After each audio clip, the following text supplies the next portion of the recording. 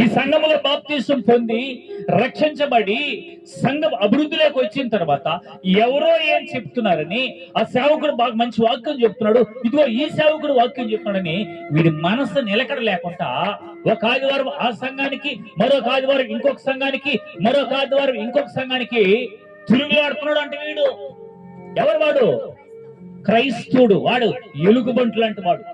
వాడికి స్థిరమైన మనస్సు ఉండదు, స్థిరమైన జ్ఞానం ఉండదు, స్థిరమైన బుద్ధి ఉండదు.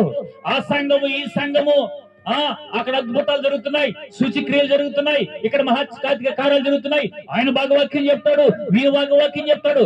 వీడి మనస్సులో స్థిరత్వం ఉండదు. వీడిది ఎలుగుబంటి స్వభావం. దాన్ని చంపి దేవుడు నీకు ఇచ్చిన సంఘం ఏంటో, దేవుడు నీకు ఇచ్చిన సేవకుడు ఎవరో, దేవుడు నీకు ఇచ్చిన భక్తి ఏంటో అక్కడ నీవు మరణం వరకు కష్టం వచ్చినా, శ్రమ వచ్చినా, నింద వచ్చినా